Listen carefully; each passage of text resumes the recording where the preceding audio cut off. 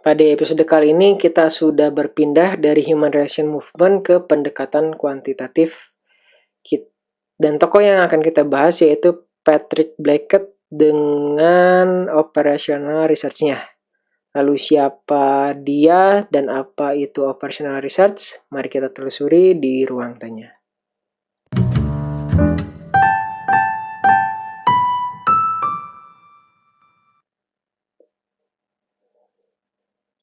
Assalamualaikum warahmatullahi wabarakatuh. Jadi kita langsung lihat siapa itu Patrick Blackett.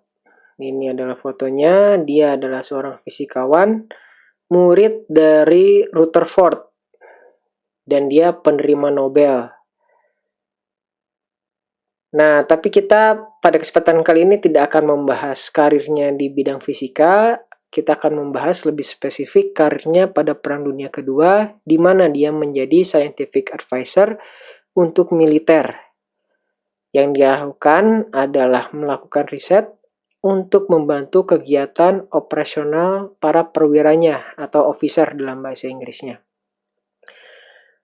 Kegiatan riset untuk membantu kegiatan operasional itu dikenal dengan istilah operational research. Nah, apa yang dia research gitu ya? Ada 2 kasus yang kami temukan. Yang pertama adalah the convoy problem. Permasalahannya adalah sebagai berikut. Nah, waktu itu perangnya Amerika dan Inggris berteman, musuhnya adalah Jerman. Nah, bukan terkadang ya, Inggris itu butuh bantuan Amerika dan Amerikanya mengirimkan bantuannya lewat laut. Dan pengirimannya biasanya dicampur antara perahu dagang atau perahu logistik dengan perahu militer atau kapal. Nah, karena Jerman tahu bahwa bantuan ini sangat penting bagi Inggris, nah Jerman berusaha dengan sangat kuat untuk memutus pasokan logistik dari Amerika ke Inggris dengan menggunakan Jerman U-boat. U-nya kalau nggak salah underwater lah kurang lebih ya, kapal selam. Nah, sekarang permasalahannya, konvoynya lebih baik besar atau konvoynya lebih baik kecil. Untuk meningkatkan probabilitas survival menuju Inggris. Nah, sedikit pertimbangan, kalau misalnya konvoynya besar, kecepatannya akan lambat karena kecepatan konvoy itu akan mengikuti kecepatan perahu yang paling lambat di konvoynya. Di sisi lain, kalau besar, maka dia akan lebih mudah dideteksi oleh U-boat. Sebaliknya, kalau kecil, kecepatannya akan relatif cepat dan kemudian sulit untuk dideteksi oleh U-boat. Berdasarkan data yang dihimpun oleh timnya Blackett, itu ditemukan bahwa kemampuan bertahan dari konvoy itu bukan fungsi dari ukuran konvoy, melainkan fungsi dari jumlah pengawalan. Jadi mau kecil mau besar konvoynya, yang gak akan ngaruh ke survivability-nya. Yang berpengaruh adalah jumlah pengawalnya. Nah, dengan demikian disimpulkan bahwa konvoy besar akan lebih efisien karena jumlah pengawal yang banyak bisa menjaga perahu kargo yang banyak juga. Jadi sekalian aja gerombolan. Nah, kalau pengawalnya banyak, U-boat-nya nggak akan berani ganggu lah, kurang lebih seperti itu. Kemudian permasalahan yang kedua yang dibahas adalah the airplane armor problem. Nah, jadi Inggris itu sering gangguin Jermannya dengan mengirimkan pesawat bomber ya. Jadi bomnya dijatuhkan dari pesawat. Nah, kemudian Blackhead-nya ditanya oleh officernya ya, perwiranya, pada bagian mana sebaiknya pelindung dipasang pada pesawat. Nah, perlu diketahui bahwa tidak semua bagian itu dapat dipasangi pelindung karena akan menambah berat pesawat.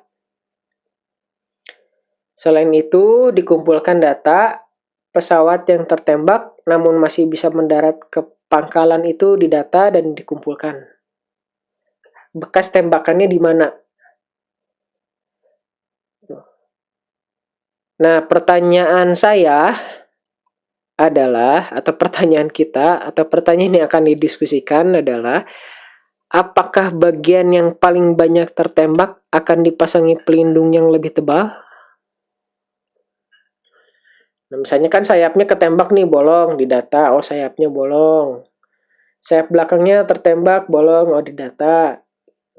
Nah, yang bolong-bolong ini dikumpulkan, jadi kita bisa tahu bagian mana yang paling banyak tertembak. Apakah akan dipasangi pelindung yang lebih tebal?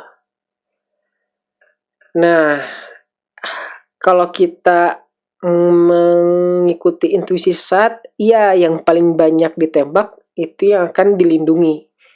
Tapi sebenarnya kita harus ingat bahwa pesawat yang kembali adalah pesawat yang tidak mengalami kerusakan fatal. Jadi kalau sayapnya banyak ditembak dan terus pesawatnya nggak jatuh, ya berarti nggak usah dilindungi. Toh ketembak juga nggak jatuh gitu kan. Nah dengan demikian kita harus mengambil data pesawat yang mendarat darurat di atau jatuh di medan perang. Kalau kita udah dapat data itu, berarti kita tahu bahwa bagian yang tertembak itu adalah bagian vital, dengan demikian pesawatnya itu jatuh di medan perang.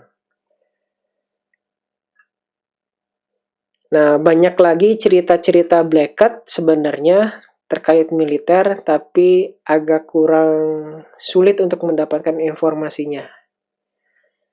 Nah, meskipun demikian, memang dia dikenal sebagai salah satu pionir dari operational research. Nah, setelah Perang Dunia Kedua, operational research ini digunakan dalam kehidupan sipil gitu ya. Sama kayak engineering dari militer ke sipil. Operational research juga dari militer itu pindah ke sipil dan berubah nama menjadi manajemen science istilahnya ya. Ada yang bilang manajemen science. Lalu apa perbedaan operational research dan manajemen science? Bisa dibilang operational research itu beratnya di militer dan manajemen science itu beratnya di bisnis. Operational research lebih fokusnya dalam pembuatan model matematiknya lah.